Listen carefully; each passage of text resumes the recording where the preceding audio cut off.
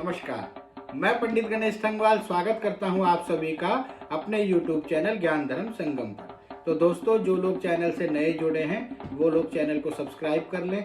Videos अगर आपको अच्छी लगे लाइक करें, शेयर करें और कमेंट बॉक्स में आकर कमेंट जरूर करें। जैसा कि हम सभी जानते हैं, इस वर्ष होलिका दहन 24 मार्च 2024 को मनाया जाएगा और उसके अगले दिन रंग या दुल्हनडी का त्योहार मनाया जाएगा।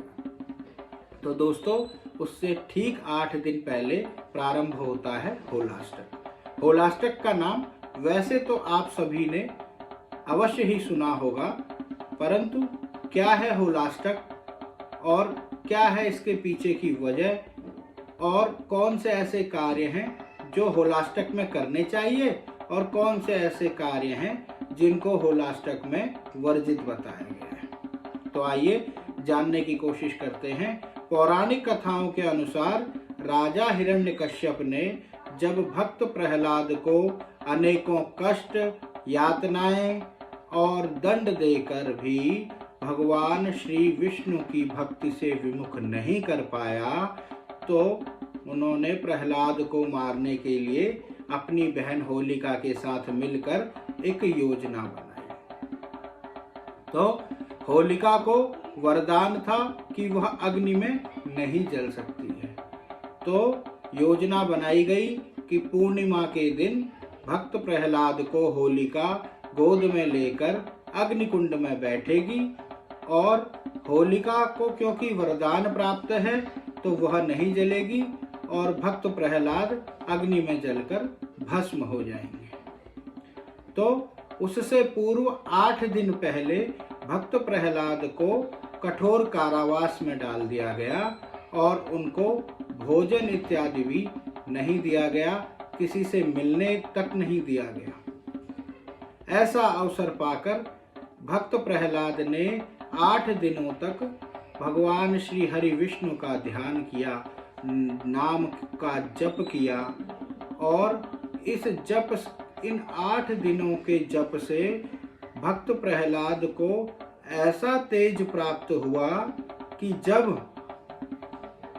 पूर्णिमा के दिन होलिका अग्नि में लेकर भक्त प्रहलाद को अपनी गोद में लेकर बैठी, तो उस तेज के प्रभाव से होलिका को वरदान होते हुए भी वह अग्नि में होलिका का दहन हो गया और भक्त प्रहलाद सकुशल वापस अग्निकुंड से लौट आई। तो दोस्तों, इसीलिए होलाष्टक का त्योहार तभी से मनाया जाने लगा और क्योंकि राजा हिरण्यकश्यप की जो और होलिका की जो कामनाएं पूरी नहीं हुई थी, उन कामनाओं के पूरी नहीं होने के कारण से होलाष्टक में सभी प्रकार के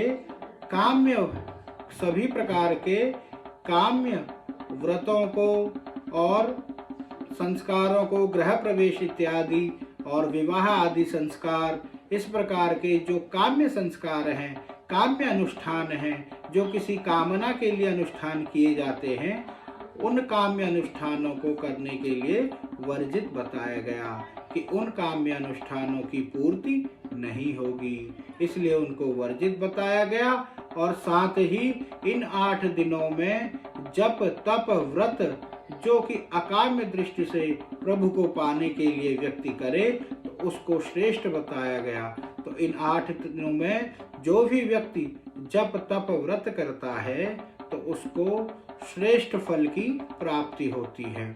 तो साथ ही एक अन्य कथा के अनुसार में फाल्गुन अष्टमी के दिन ही भगवान श्री आशुतोष जी महाराज श्री शंकर भगवान जी ने रति के पति कामदेव को भी अपनी तपस्या को भंग करने के उसमें भस्म कर दिया था। और क्योंकि कामदेव के भस्म हो जाने से 8 दिनों तक पृथ्वी पर शोक मनाया गया था, इसलिए भी काम्य अनुष्ठानों को होलाष्टक में वर्जित बताया गया है। तो काम्य अनुष्ठानों को न करते हुए और साथ ही जप तप व्रत को करने के लिए श्रेष्ठ समय ये 8 दिन का है। और होली की शुभकामनाओं सहित आज की वीडियो में इतना ही। आप सभी को धन्यवाद। नमस्कार।